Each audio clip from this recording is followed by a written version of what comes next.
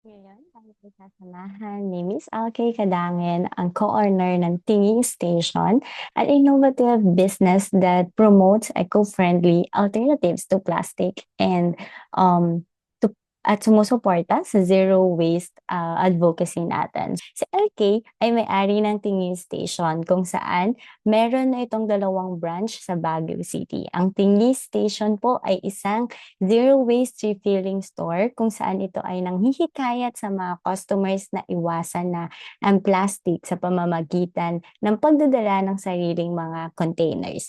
So, hi LK, thank you agad sa pagpapa-unlock na ma-interview ka dito sa Walang Aksaya Dito Bida Ka. So, walang patumpik-tumpik pa at simulan na natin ang ating talakayan. Hi! Hello? Hi, okay. Thank you agad sa pagpapa-unlock mo na ma-interview dito sa ating programa sa hashtag Walang Aksaya Dito Bida Ka. So, bati ka muna sa ating mga tagapakinig.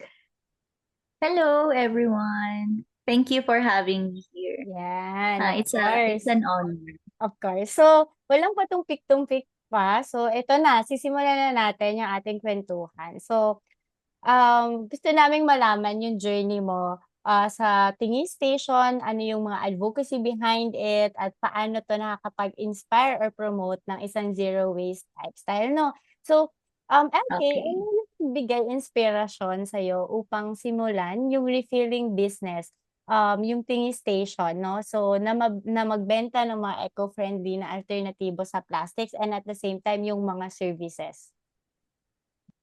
Okay. So, nag-start kami noong year 2022.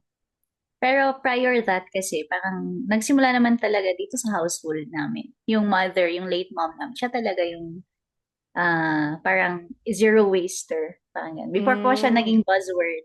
Yun. Parang, syempre, coming from the province, di ba? Non-existent ang plastic dun eh.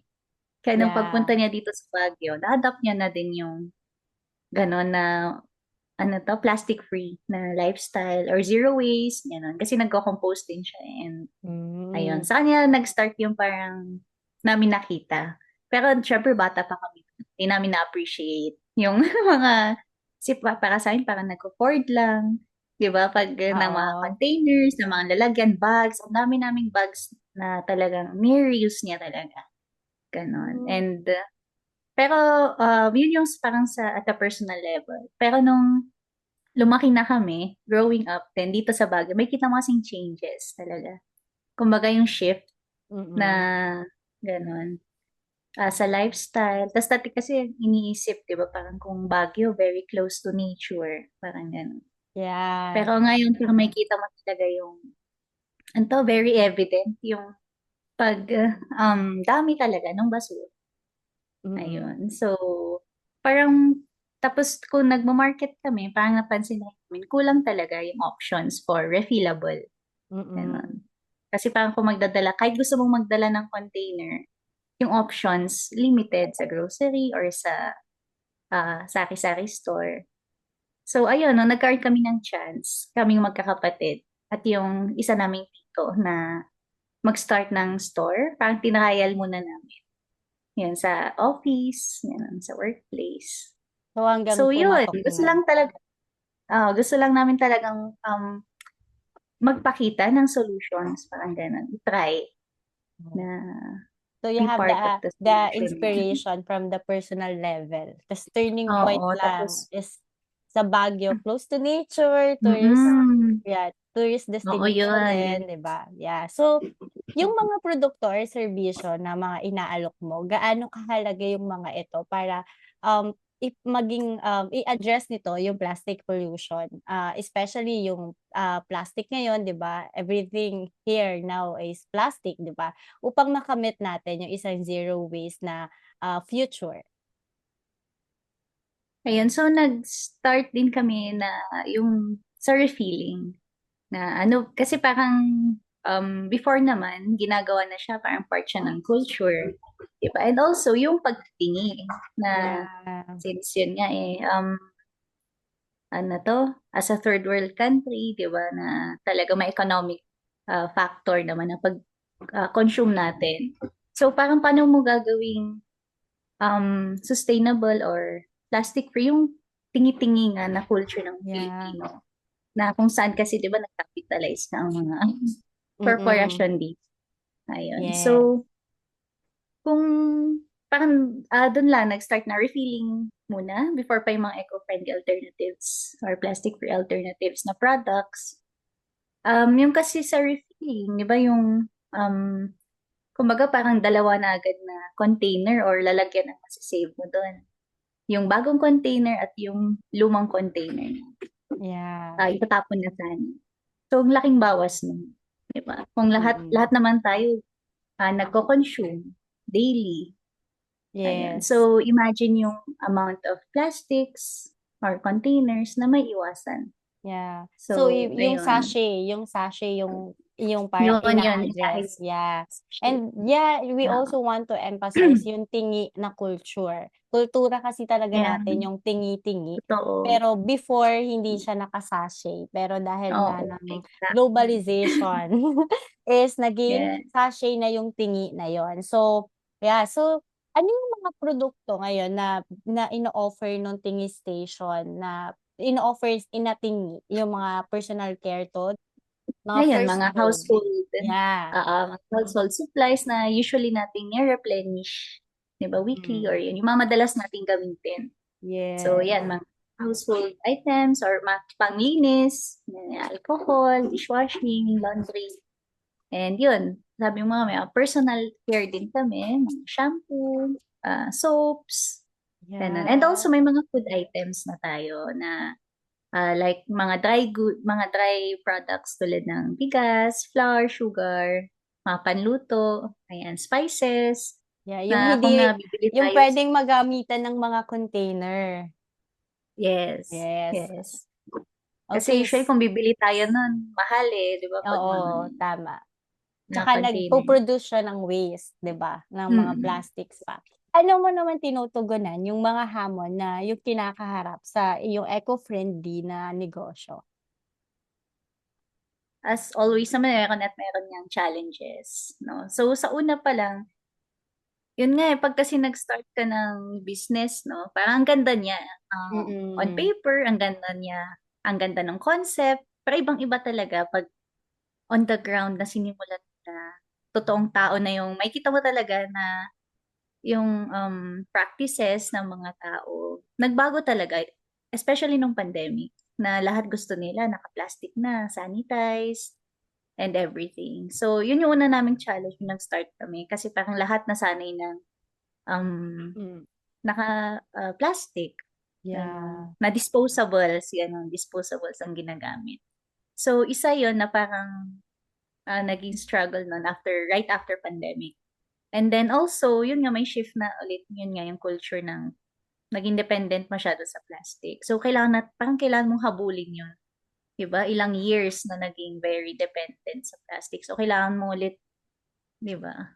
Yeah, Habulin ibalik, 'yun na, oo. oo, ibalik. So far naman talagang, ah, kailangan lang, ano 'to, mag-stick dun sa core ng, ay bakit ba namin sinimulan in the first place. Dami talaga nagtatanong na bakit sayang masyado daw ma-effort, parang gano'n kasi mga common Yeah, nilang oo. comments na hindi siya accessible. Pero yun nga, inisip namin sa una lang naman 'to na gano'ng comments. And yun nga yung gusto nating, um, labanan yung in terms of accessibility. Gusto nating gawing accessible sa lahat at Yeah. yun nga, kailangan simulan. So yung, siguro pagkuha din ng inspiration sa ibang tao, sa mga ibang grupo, yan, tulad ng Zero Waste Baguio, gano'n. Nung nagsa-start kami, very fan kami sa kanila na sa'min talaga ituloy.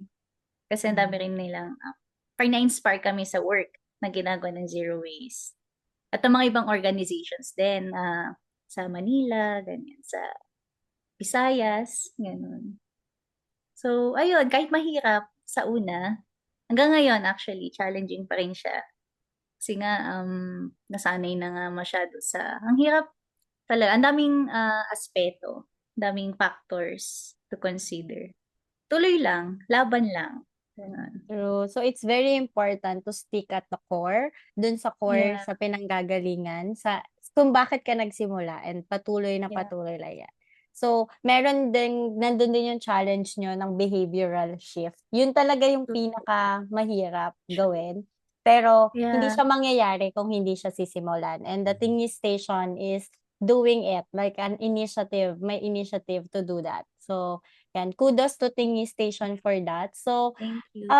How do you encourage naman yung mga customers niyo na, to make the switch to eco-friendly products, yan, especially those who are used sa convenience na ng Mm. plastics? So, ina-advise namin sa kanila na parang start muna isang product, for example, gano'n. Kasi Hmm, for yung mga first timers nasa curious, gano'n. Tapos tinatanong yeah. lang na yu parang kinuha namin yun na as an opportunity talaga to, 'di ba, start conversations. "Alam niyo ba ang Baguio ganito na ang basura." Mga gano'n. Oh. Gumagastos na tayo ng ganito sa basura natin. At dun alam mong concerned na sila 'pag at yun nga yung health con pa. Parang minsan kasi surface level lang yung nakikita nila or yung alam nilang, information, for example. So, we use that as a yun nga, opportunity rin na Yeah. mag-start. Tapos ayun, na-advice namin na, mag-start lang sa for example, may ano bang containers nila sa bahay. Usually laging may nakatambak lang diyan na containers, gano'n. I-encourage namin sila i-donate nila or ayun nga, or sa susunod na pupunta sila, puwede nilang i-reuse at kahit yun nga, kahit mag-start sila isang product lang. Na for example, shampoo, lagi daw nilang Yeah. yun ang napansin nilang, um, yun ang napansin nila sa house nila na dami silang sachet, ayun. So yun, parang gano'n, small steps talaga, baby Yeah, steps. baby steps, tapos one step at a time para hindi Oo, na masyadong hindi yan kailangan mabigat. totoo, hindi yan Yeah, kailangan hindi agad-agad na dapat wala ka ng plastic or wala ka ng basura oo. dapat, gano'n. Yeah. Dun sila na parang ano 'to, na-overwhelm 'pag pero Pero hindi it's naman dapat. Yeah, Hindi pero it's naman very oo. okay din na you start them with a conversation na, Mm. Right, yeah, making them aware about the totoo, status ng mga plastic waste na sa location niyo sa totoo. Baguio, 'di ba? So, for my next question is, like, bilang isang negosyante, like, as a business owner, 'di ba, Mm, we aim to right. contribute to addressing the plastic crisis. So, gaano kaimportante naman ngayon yung role o yung papel ng mga nasa gobyerno or ng otoridad sa Hmm, pagsulong ng mga eco-enterprise tulad ng sa'yo? nag-start na naman din kami.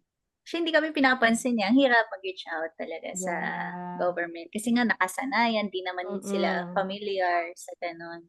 Pero ayun nga, over the years, kahit papaano nagkakaroon na sila ng na-appreciate na nila na, oo nga 'no, parang na-realize sila na reduction talaga, parang gano'n. Hindi na natin kayang mag-recycle, gano'n pa rin kasi yung thinking nila no'n na kaya pang i-manage, parang gano'n. Oo, Hangga't kaya natin kasi nga wala kaming landfill dito, so hangga't ngayon na nag-close na yung mga landfills, ayan, parang panic mode na sila medyo. Kaya do'n oo. na na reduction talaga Mm. solution, gano'n, minimization. So, malaking bagay rin in terms of sa policies. Kasi kahit pa may, plastic-free, policy dito, kung hindi naman yun nga na-enforce ng husto, yung awareness din ng mga tao nakadepende din sa kung paano yung kung gaano ka Ano i-implement pag-push, yung oo, oo, pag-push. pag-push. Kasi nung una, nung nag-start kami actually, walang yun nga mas hindi aware. Pero nung yung nagpo-post na ulit yung, page ng city, yung Yeah, Public oo. Information Office dito na nagpo-post na ulit sila ng plastic free, blah, blah, blah, na bring Mm. your own containers, parang gano'n. Parang Yeah, mas naging palatable na sa mga tao, hindi na oo. sila nagugulat. Mas nano-normalize kasi mismong government sinasabi na na bring your own Sinusupport. container sa Yes. market, oo. Kaya malaking tulong talaga at malaking bagay na government talaga, eh, may own din may, ginagawa, may initiatives din Hmm. sila. Kasi grabe Ayun. din yung Kasi reach yeah. nila eh. Like, mas Oo, nare-reach nila yung tao exactly. because they are the authority, sila yung nasa posisyon. And Totoo. sometimes, syempre, Oo, di ba, mostly naman tayo nakikinig tayo so, to those people na nasa position because they have the totoo. authority.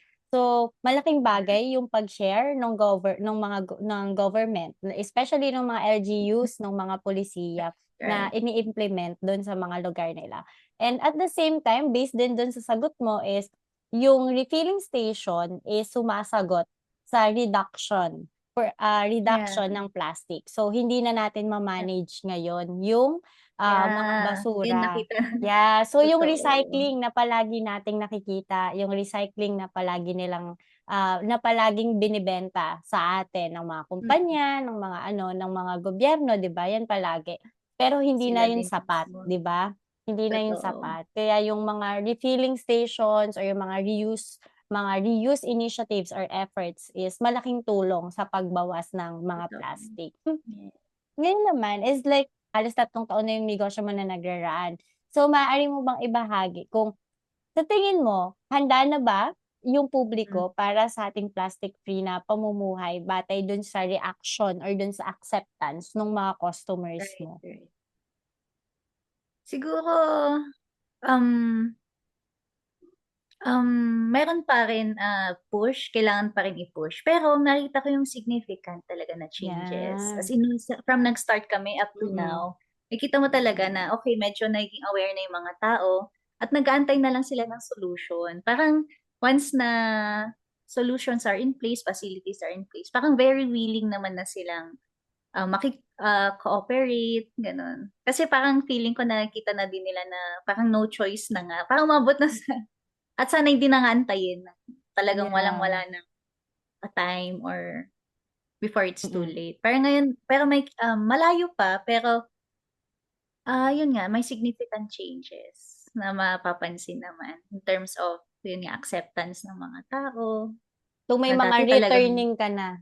So, may mga oo, returning yes, customers ka yun meron na. na, And totoo. then, nagdadala na talaga sila ng mga Yeah, containers mo oo. 'pag bumibili. That's Oo. nice. So, at Talagang least kailangan lang normalize pa na yun nga sana mm, mas may access pa sila sa barangay nila. Parang yun na lang exactly. inaantay nila talaga na magkaroon sa place nila ng mas kanya accessible. Mag-isa ka lang ba sa Baguio na nag-o-offer ng ganyang business model na may refilling or reusable? Meron yung mga mga sabon gano'n, Okay, usually. 'pag mga Yun, yun personal yung common. care, oo. Oo.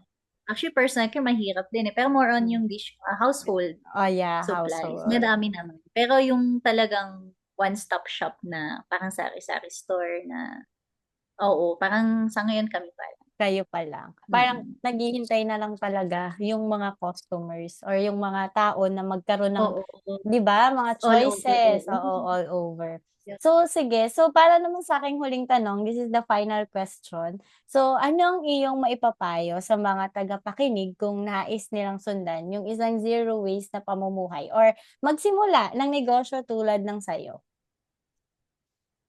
Um, Parang kanina din na start small, na hindi mo kailangang gawin overnight kasi yun nga, it's a lifestyle at madaming changes talaga na kailangan gawin within yourself, 'di ba?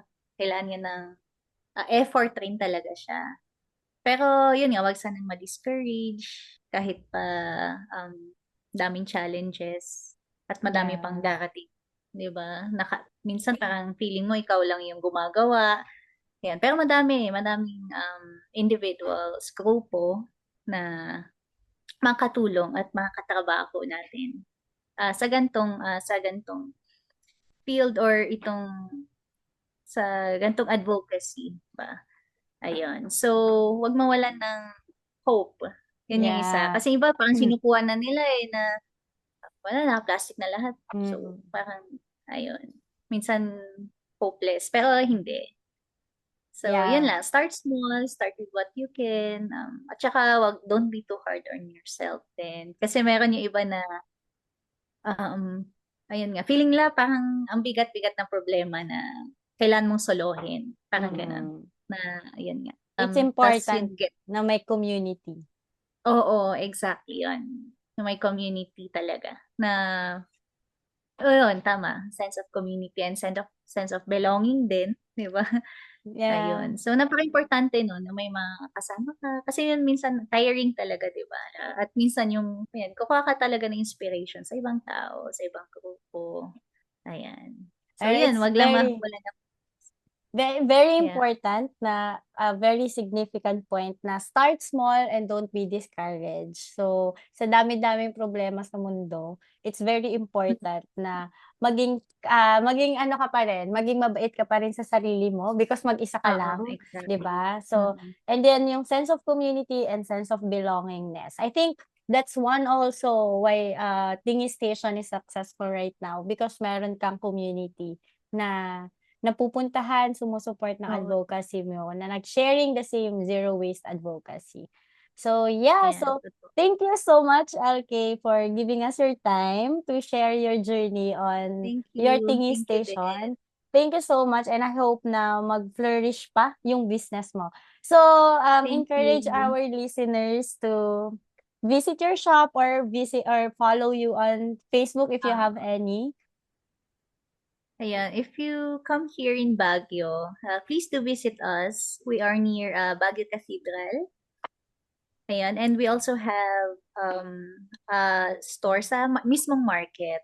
Ayan, so you can visit us there. And also you can follow us and like our page sa Facebook, Instagram, and also on TikTok. Then sa TikTok, share namin mga behind the scenes and mga, ayan, Oh, mga zero waste yeah. tips, mga ganon, hacks. Ayan. Yeah. So, please do follow us. Ayan. In Tingi Thank you. Station, Tingi Thank you. Station Facebook Tingy page. Station.